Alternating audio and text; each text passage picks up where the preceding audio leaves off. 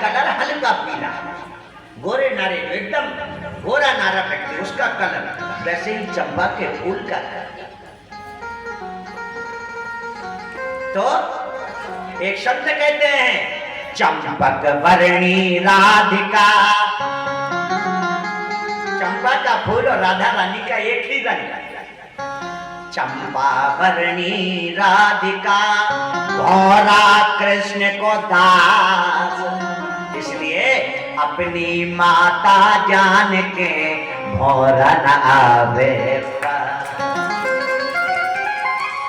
इसलिए भ्रमर चंपा के पुष्प पर नहीं बैठा, इसलिए भ्रमर चंपा के पुष्प पर नहीं बैठा। बहुत गूढ़ रहस्य है, भागवत की कथा के बहुत गूढ़ रहस्य हैं, और आप लोग ऐसी गूढ़ कथाओं को सुनना पसंद करेंगे नहीं, करते ही हैं आप लोग, करते ही हैं।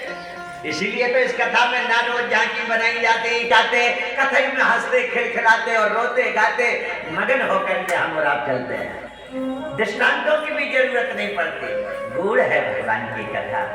भगवान ने 3 संकल्प लिए, लेकिन भगवान ने जिस परिवार में होते हो, जिन गांव में यज्ञ होते हैं, करना चाहिए।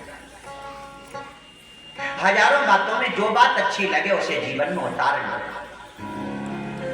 हम ये नहीं कहते कि भागवत में महाराज ने जितनी कही सब उतार लो ना, पर एक ही उतारना।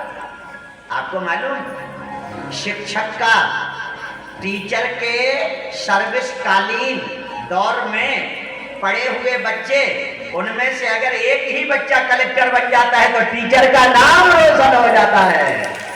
फलाने महाराज ने पढ़ाया हमें, हम उनके पढ़ाए हैं, हम उनके चेला हैं, और टीचर भी जहां जहां जाता बोले उनका नाम सुना, बोले हाँ सुना, बोले मैंने पढ़ा हुआ लड़का, बहुत डांटते बाको मन नहीं लगा तो हमने पढ़ा हुआ।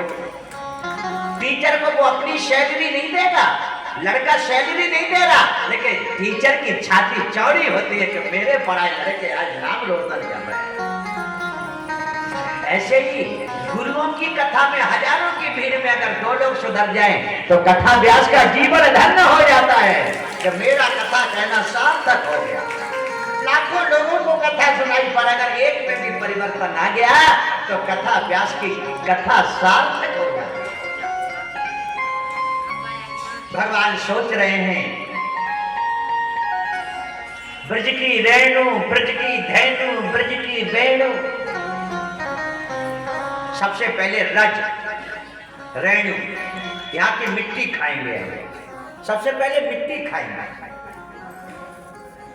भगवान बलराम जी के साथ ग्वाल वालों के साथ खेल रहे हैं, और वृंदावन की मिट्टी माटी को डीमा, इतना बड़ा डीमा उठा के मुंह में डाल लो।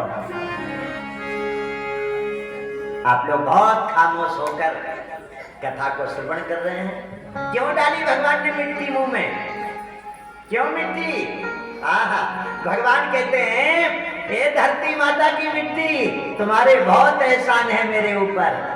भगवान कहते हैं कि राम अवतार में 14 वर्ष हम इसी माटी में सोए, और हमारी रक्षा इस मिट्टी ने की।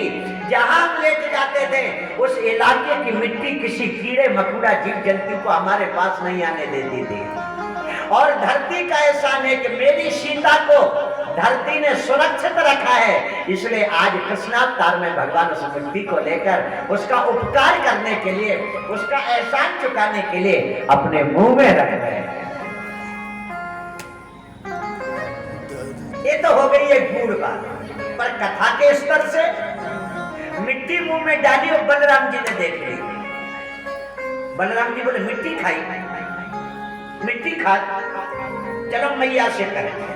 मैया से आके कह दिया, मैया आज कन्हैया ने मिट्टी खाई, मिट्टी खाई।